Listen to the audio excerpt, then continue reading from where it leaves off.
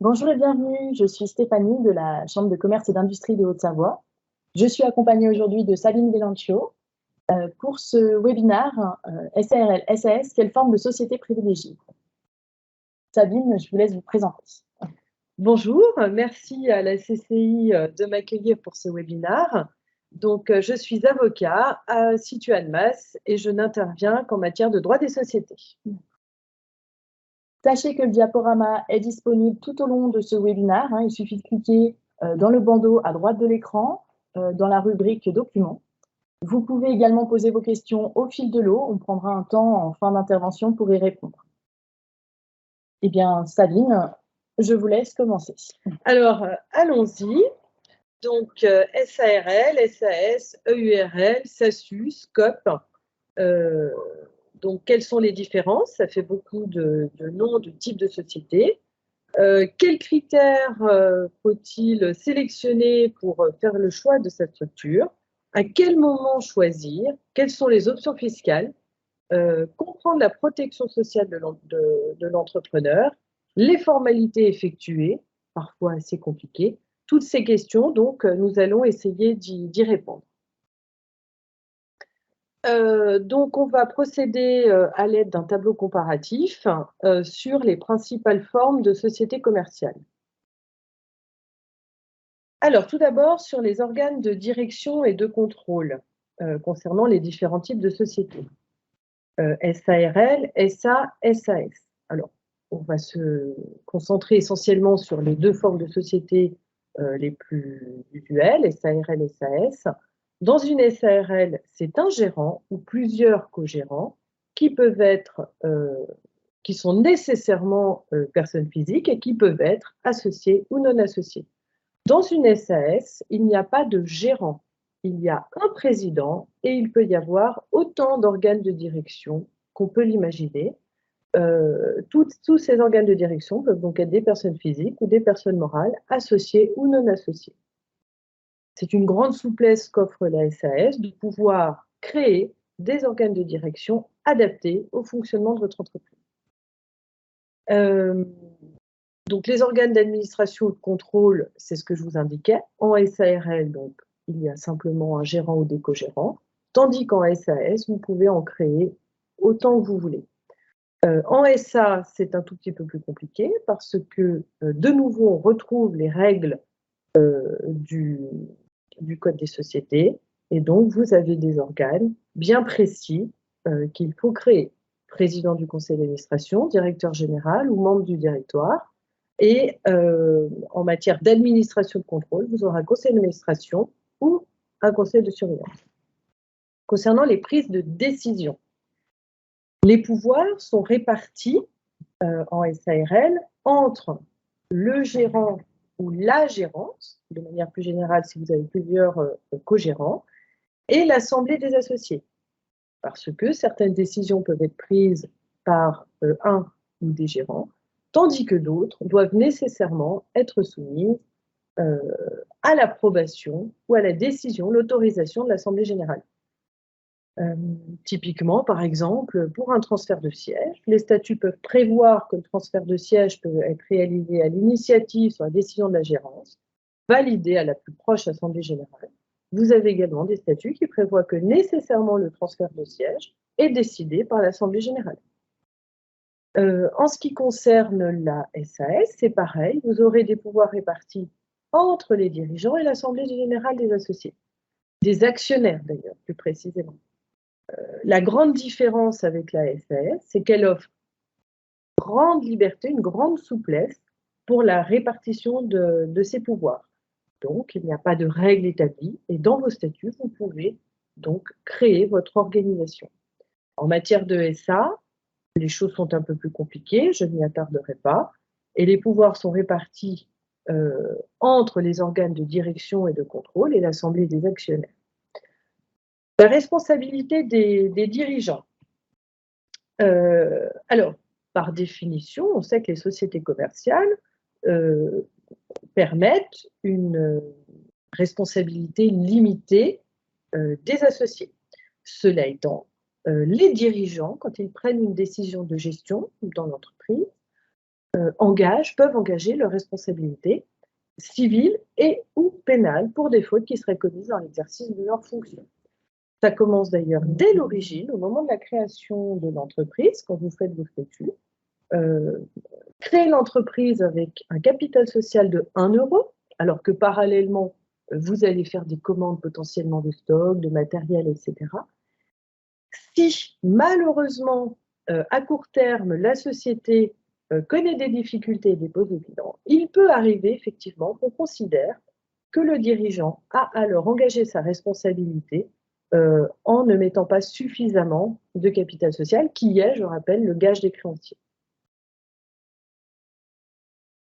En ce qui concerne le statut social et la gestion de la paie du dirigeant, gestion de la paie, ça, on va voir, ça concerne les sociétés par action. Statut social du dirigeant, donc en SARL, si vous êtes associé majoritaire, gérant, pardon, si vous êtes gérant majoritaire, ça veut dire que vous êtes gérant et associé détenant la majorité des parts sociales, vous serez travailleur non salarié. La gérance s'analyse en tenant compte de la détention des parts sociales de tous les co-gérants. Vous pouvez très bien être co-gérant minoritaire, mais lorsqu'on fait l'addition de toutes les détentions avec les autres co-gérants, si la gérance est majoritaire, alors à ce moment-là, vous êtes tous travailleurs non salariés. En revanche, si cette gérance est égalitaire ou minoritaire, vous êtes assimilé salarié. Vous n'êtes pas salarié. Vous cotisez comme un salarié, mais vous n'êtes pas salarié, il n'y a pas de contrat de travail. Je ne dis plus, avant on disait pas de chômage, ça a un tout petit peu changé. Ce n'est plus une vérité absolue, mais partons du principe qu'en théorie, le dirigeant n'a pas de droit au chômage, même lorsqu'il est assimilé salarié. On y reviendra. En SA, en SAS, les dirigeants sont assimilés salariés. Sur la base de calcul des charges sociales du dirigeant. Pour ce qui concerne le gérant non associé, minoritaire ou égalitaire, la base de calcul des charges est la rémunération. Rémunération déterminée en assemblée générale. Pour les gérants majoritaires, alors, pourquoi dans le tableau il y a une différence entre IR, impôt sur le revenu, et IS? Parce que parfois, les SARL, EURL ou SARL de famille peuvent être soumises à l'impôt sur le revenu et non pas à l'IR. Quand la société est à l'IR, ce seront les bénéfices qui constitueront la base de calcul. En revanche, quand la société est à l'IS, majorité des cas, la base de calcul se fera sur la rémunération du dirigeant, encore une fois déterminée par l'Assemblée générale. En SA, en SAS, pareil, ce sera la rémunération déterminée en Assemblée générale. Pour le paiement des charges sociales. Alors, il faut savoir de base que les cotisations, charges sociales, sont attachées à la personne du dirigeant. Ça veut dire que le dirigeant en est redevable.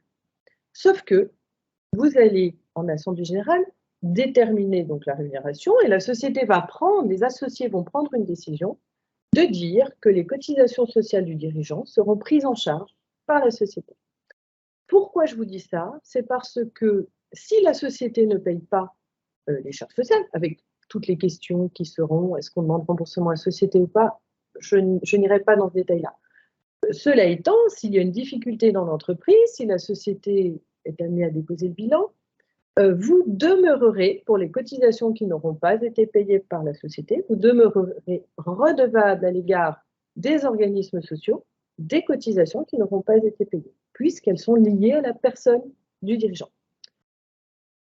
En ce qui concerne la gestion de la paie du dirigeant, alors, gestion de la paie, ça ne concerne pas réellement, c'est un titre un peu général qui ne concerne pas la SARL. C'est plutôt la gestion de la rémunération du dirigeant. La fiche de paie, en revanche, va concerner le dirigeant de la SA ou de la SAS. Donc ça, c'est l'expert comptable qui va s'en occuper, qui va procéder aux déclarations mensuelles, trimestrielles, puisque de toute façon maintenant, tout se fait par déclaration dématérialisée.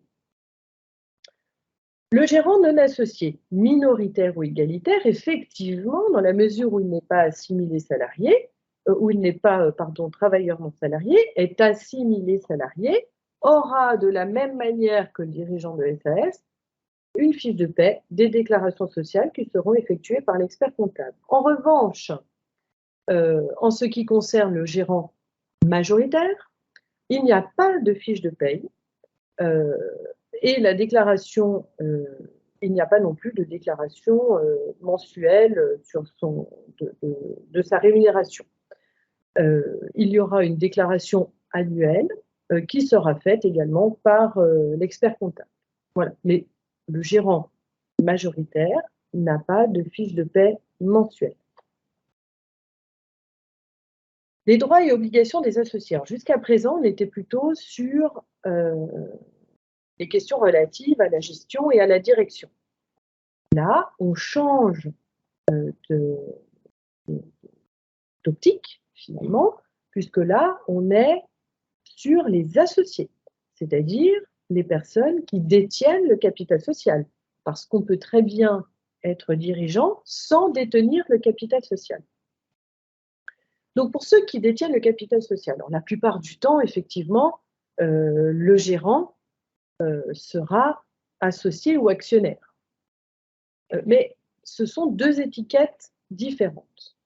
Alors, il y a une responsabilité limitée, puisqu'encore une fois, on est en société commerciale, société à responsabilité limitée, donc limitée aux apports réalisés. Alors, quels sont ces apports?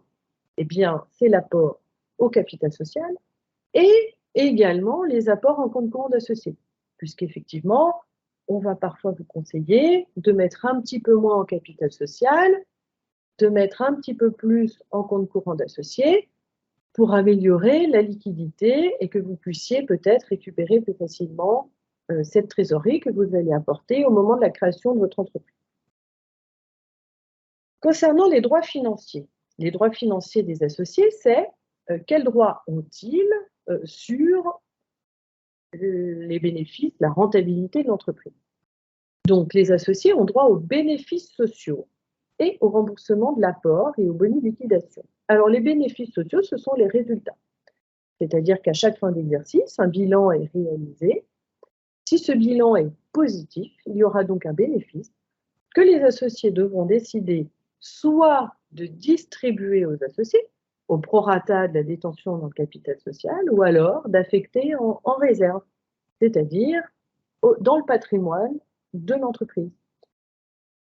Les droits financiers, c'est également le remboursement de l'apport. Si la société, vous décidez de la liquider, alors non pas parce qu'elle ne va pas bien, hein, mais parce que vous avez vendu le fonds de commerce, parce qu'il faut arrêter, parce qu'il n'y a plus d'activité, chaque associé a le droit d'obtenir un remboursement de l'apport qu'il a réalisé au moment de la création. Et au boni de liquidation, alors ça, c'est l'hypothèse où la société liquidée, elle n'a plus lieu d'exister.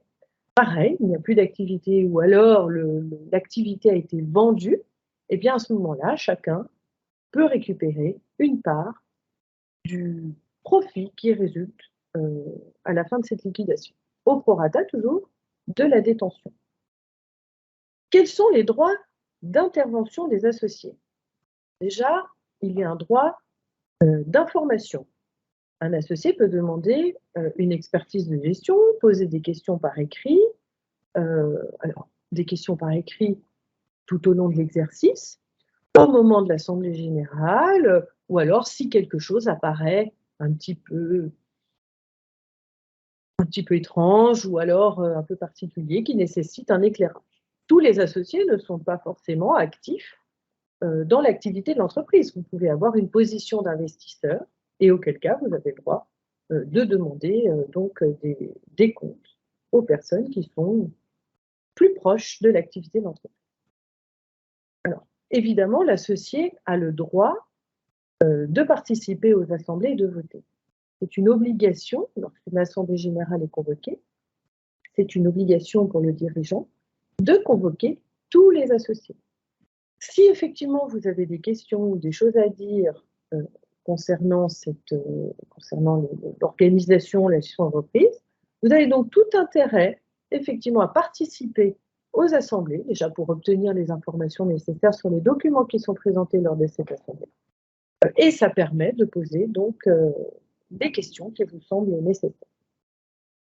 Les associés ont également un droit d'agir en justice contre le gérant pour demander une dissolution. Alors ça, c'est un cas très rare.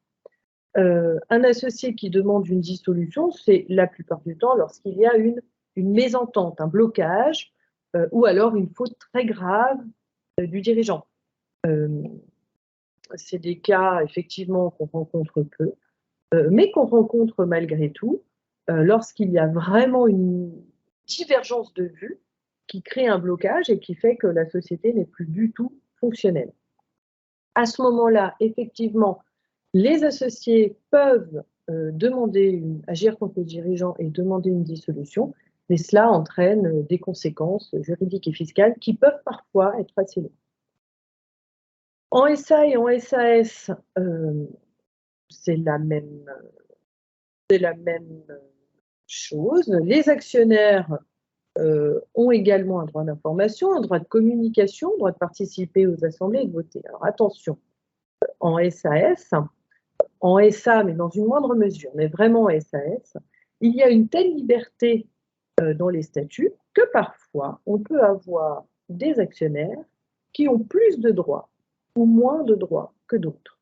Il peut y avoir des droits financiers supérieurs, des droits de vote supérieurs, puisque dans les statuts de SAS, encore une fois, qui sont très souples, vous permettent d'aménager tout ça pour s'adapter vraiment à votre projet. Quand vous faites une reprise d'entreprise, à partir d'un certain niveau, un certain seuil d'entreprise, les banques vont souvent vous demander de passer par une SAS. Et si vous faites appel à des investisseurs, très probablement, ils vont solliciter des droits prioritaires, des droits particuliers, et on peut créer diverses catégories d'actions. Voilà. Donc, c'est un petit peu différent. Autant en SARL, les associés sont égalitaires, en SAS, par principe, ils le sont, mais dans les cas que vous pouvez créer, ils ne seront plus. Concernant donc toujours les droits et obligations des associés, qu'est-ce qui se passe si on veut vendre les parts sociales ou les actions d'entreprise que l'on détient? Alors, si on est en SARL, c'est une cession de parts sociales, tandis qu'en SAS ou en SA, il s'agit d'une cession d'actions. Si vous êtes en SARL, vous verrez, il faudra passer par un acte sous seing privé ou un acte authentique qui permettra la transmission des parts sociales, donc de vous, à une personne déterminée, soit un associé de la société, soit un tiers. Alors on verra dans la ligne qui suit la question de l'agrément. Si vous êtes en société par action, il n'y a pas d'acte obligatoire, vous aurez simplement l'obligation de procéder via un formulaire et évidemment en procédant à un mouvement de titre. Parce que quand vous avez une SA ou une SAS, vous avez un registre de mouvement de titre qui trace l'historique de tous les mouvements des actions de la société. Donc vous aurez l'obligation de faire ce formulaire, de l'enregistrer à l'administration fiscale et de mouvementer le registre de mouvement de titre. C'est plus simple dans la forme, effectivement, de procéder à une cession d'actions que de procéder à une cession de parts sociales. Il y a une petite différence aussi en matière de droit d'enregistrement, puisque pour une SARL, on sera sur des droits d'enregistrement de l'ordre de 3% avec un abattement, petit détail, tandis que sur une cession d'actions, on sera plutôt sur un droit d'enregistrement de 0,1%. Donc raison pour laquelle, souvent d'ailleurs, avant une cession, on transforme une société. Pas pour cette seule raison, évidemment, mais c'est à tenir compte dans une éventuelle négociation. Une clause agrément. Une clause agrément, c'est quoi? C'est quand on demande aux autres associés s'ils agréent la personne à qui on souhaite céder les titres, que ce soit des parts sociales ou des actions. Donc, si ce sont des parts sociales, il faudra solliciter l'accord de la majorité, alors c'est un peu plus que la majorité, je ne sais plus si c'est les 2/3 ou les 3/4. Toujours est-il qu'il faudra ça peut même être parfois l'unanimité, l'agrément donc des autres associés, sachant que cet agrément peut également être demandé même lorsque vous cédez vos titres à un autre associé. Ça peut être un agrément donc pour l'entrée d'un tiers dans l'entreprise, mais également si vous voulez vendre vos titres à un associé de la société. Alors pour quelle raison? Ben, c'est très simple, c'est que ça va modifier les règles de majorité. Parce que finalement, parfois, en procédant ainsi, on va peut-être donner les clés de décision à l'associé qui va récupérer les titres. Donc c'est la raison pour laquelle, quand il y a plusieurs associés, souvent, on verrouille l'entreprise pour éviter ce genre de situation. Et puis, dans les sociétés par action, encore une fois, les règles concernant les statuts sont extrêmement libres.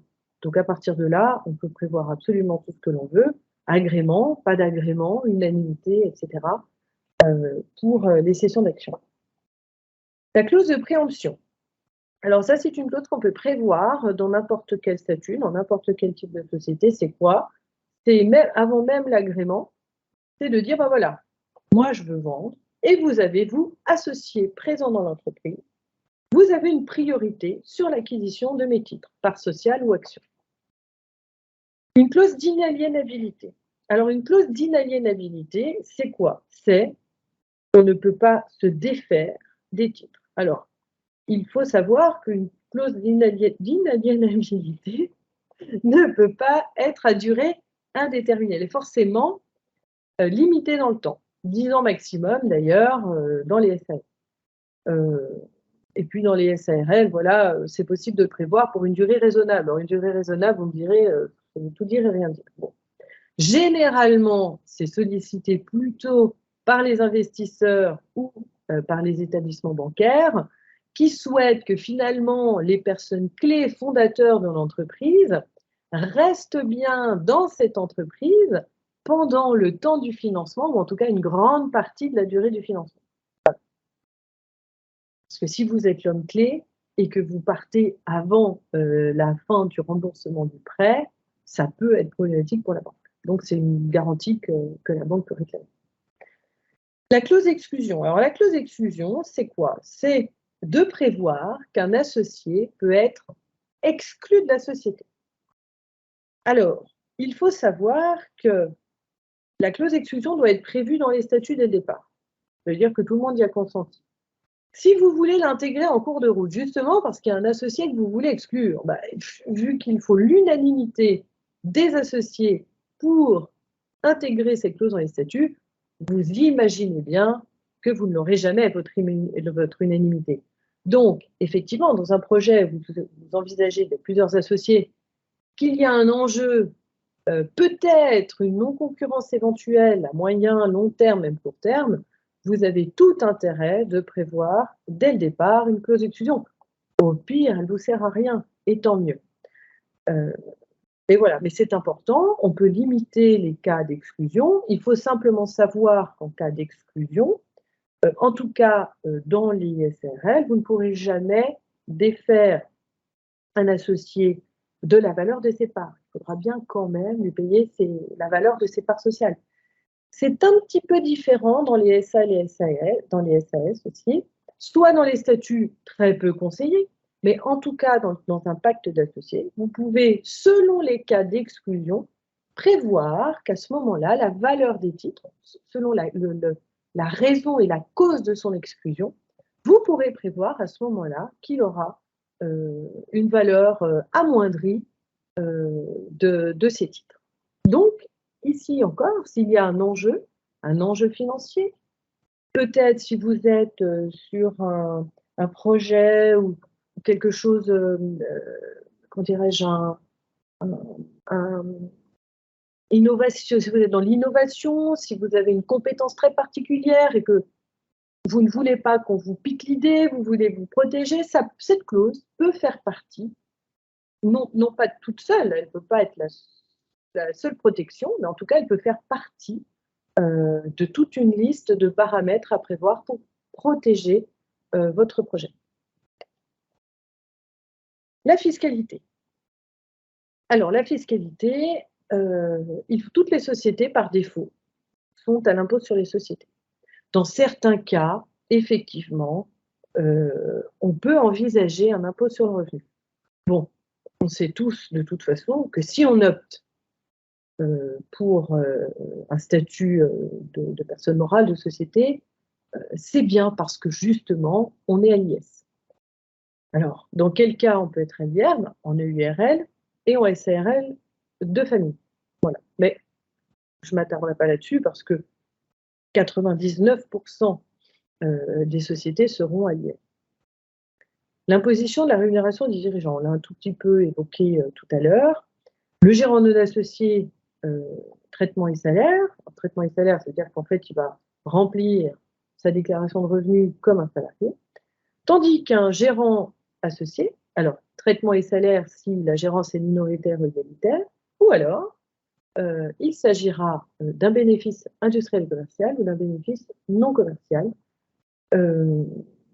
selon l'activité de l'entreprise. C'est la même, alors un tout petit peu plus compliqué en SA, parce qu'il y a la question des jetons de présence. Bon, je ne vais pas m'attarder là-dessus, parce que c'est quand même des cas assez rares. Mais en tout cas, c'est la même fiscalité pour les sociétés par action lorsque on parle donc du dirigeant assimilé salarié. Les traitements et salaires donc seront déclarés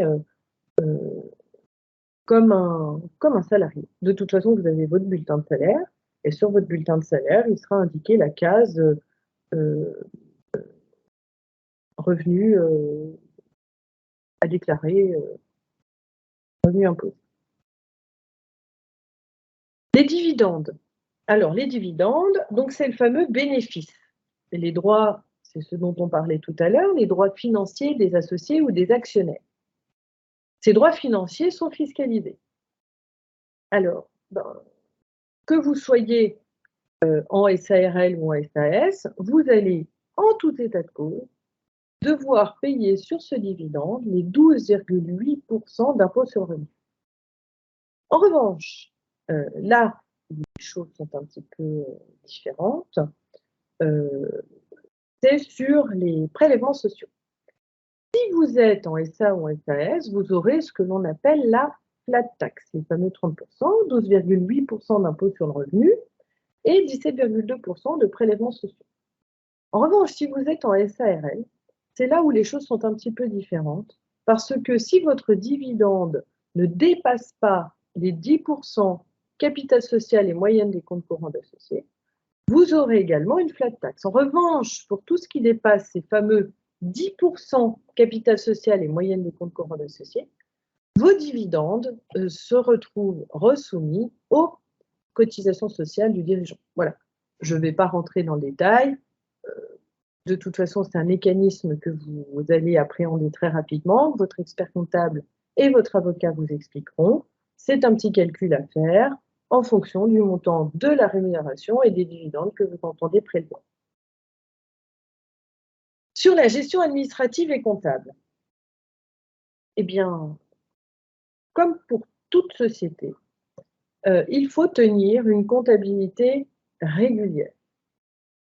Il y a des livres comptables obligatoires et vous avez l'obligation donc de procéder au dépôt des comptes annuels de la société. C'est là où vous faites appel évidemment à votre expert comptable qui, tout au long de l'exercice social, va vous aider à tenir cette comptabilité. Les comptes annuels, c'est quoi?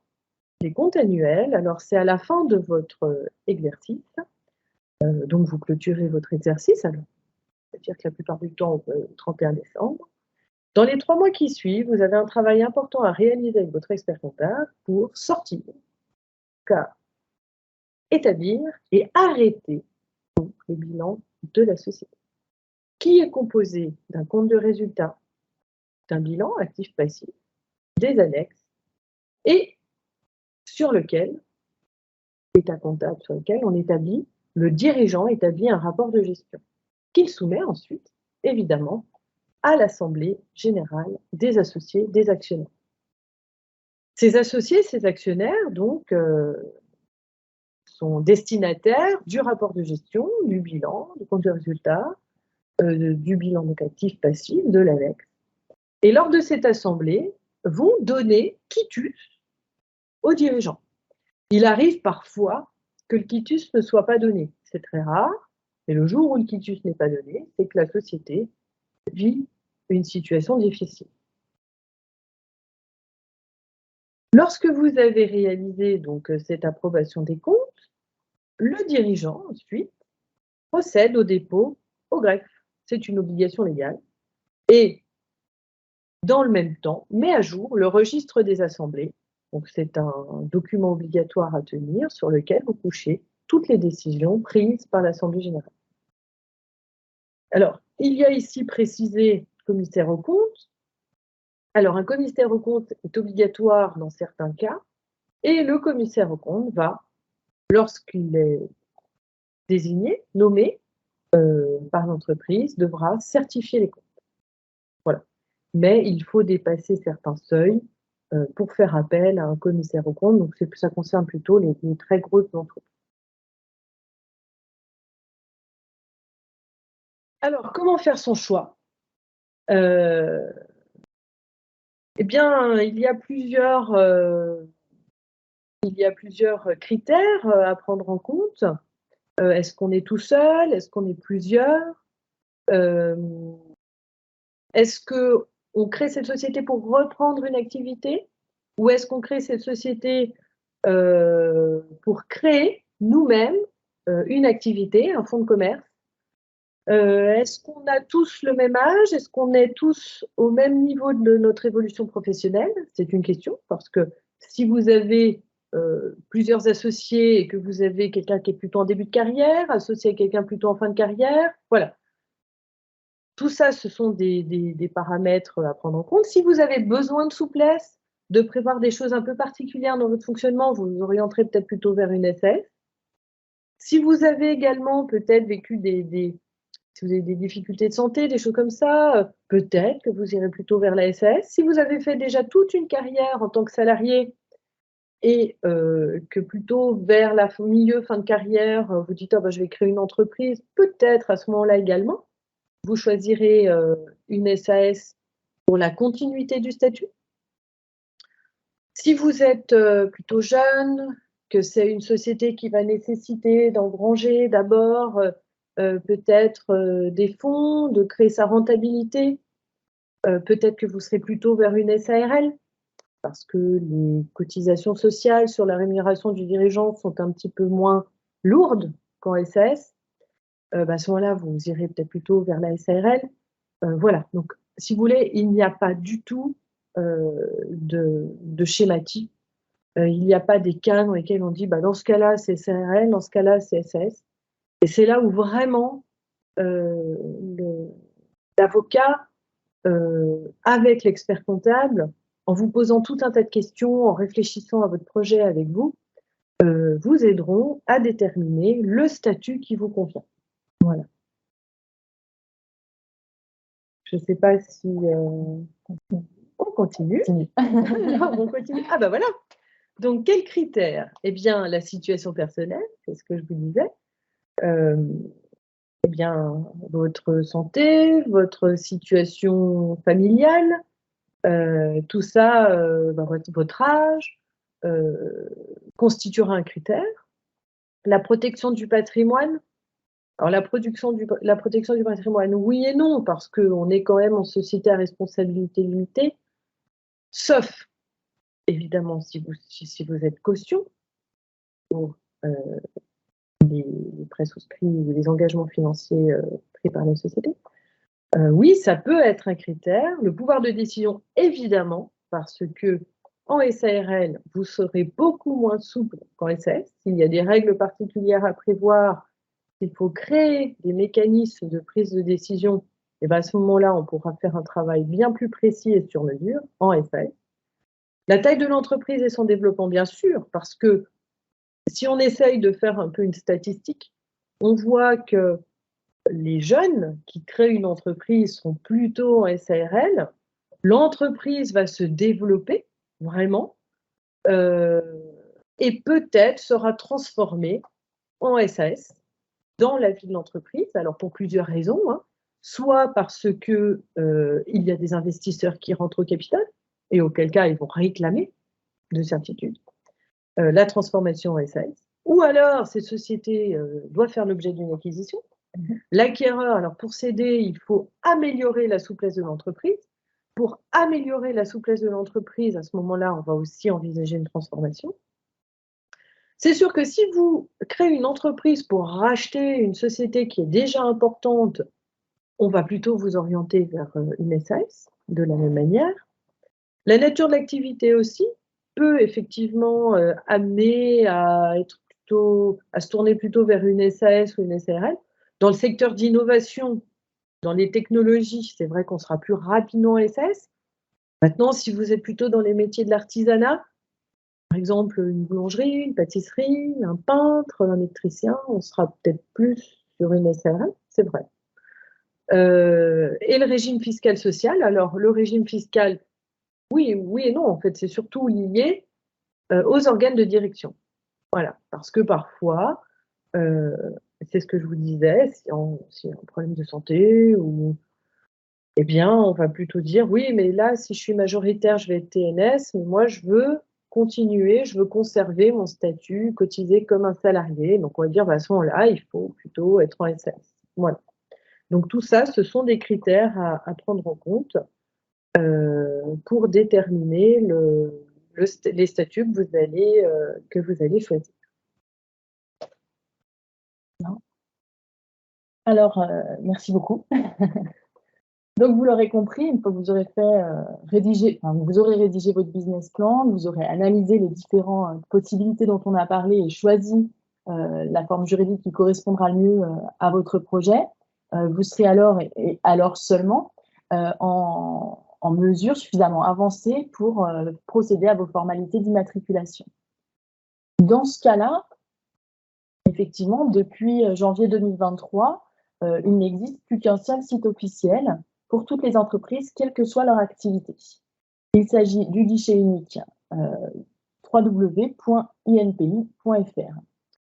Il permet de déposer directement en ligne tout l'ensemble des formalités d'entreprise. Donc, si vous voulez faire n'importe quelle de ces formalités, il faudra passer par ce site. Rassurez-vous, vous n'êtes pas seul face à un site internet. La CCI reste à vos côtés. Nous avons la possibilité de vous aider. Les collègues assurent un service de vérification, de saisie et puis de suivi de vos dossiers sur la plateforme numérique.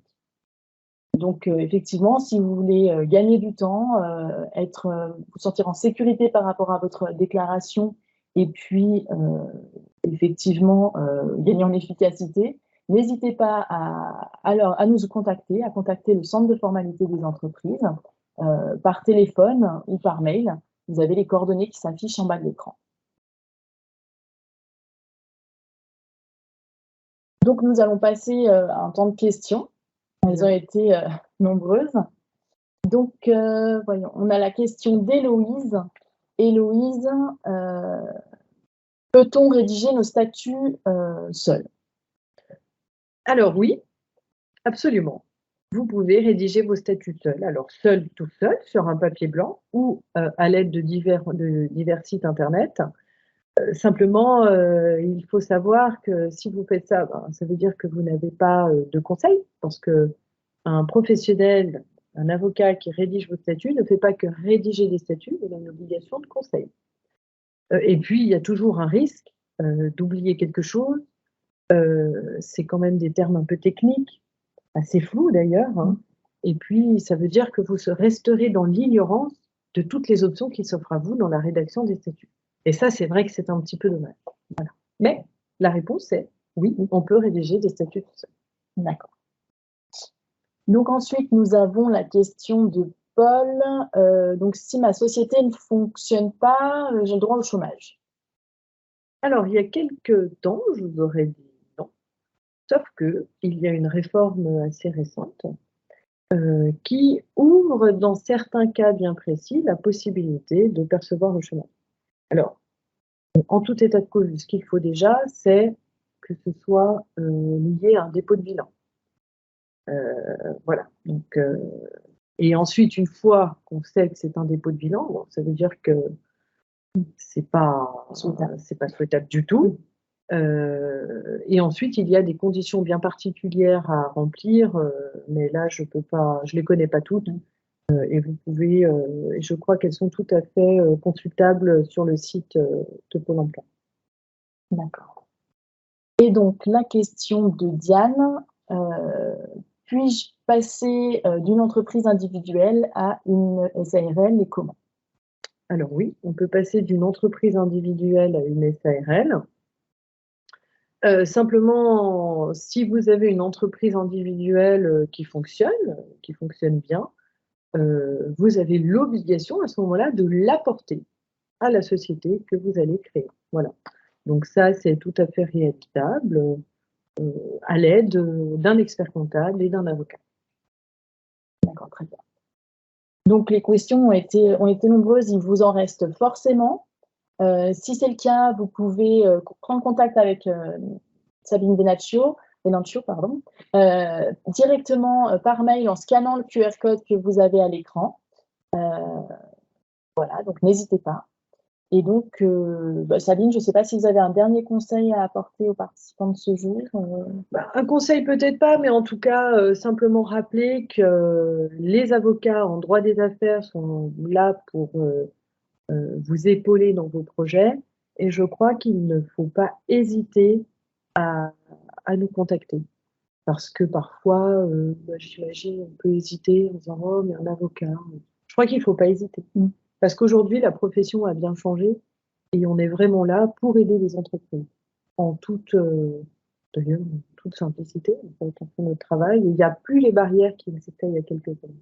Il ne faut pas se faire tout un monde à contacter. C'est ça. Non, mais c'est exactement ça. D'accord. Je vous rappelle qu'il ne reste que quelques secondes pour que vous puissiez télécharger le diaporama donc sur le côté droit de votre écran, dans l'onglet, pour rappel, documentation, documents. Merci à tous pour votre participation. On espère que cette session aura été claire, je l'ai trouvée plutôt claire, et que ça va vous aider à avancer dans votre projet. N'hésitez pas à faire appel à nos services, à l'espace entreprise pour discuter de votre projet, demander des conseils. On a un véritable parcours d'appui pour vous aider à avancer. Vous retrouvez sur notre site internet, dans l'onglet création, la présentation de notre accompagnement avec différents blocs que vous pouvez voir à l'écran sur lesquels, qui vous mènent en fait à nos différentes prestations avec tout le détail. Et puis, voilà, vous pouvez prendre contact avec notre espace directement par téléphone au numéro qui s'affiche ou également par mail en scannant le QR code qui s'affiche également. Vous retrouvez également nos horaires d'accueil. On accueille sans rendez-vous pendant ces horaires-là. Donc, vous pouvez venir nous rencontrer directement dans les locaux de la CCI. On sera un plaisir de vous conseiller. Voilà. Donc, si vous avez encore des questions, on est disponible. Moi, je vous remercie de votre participation. Merci Sabine également. Et puis, à bientôt. Au revoir. Au revoir.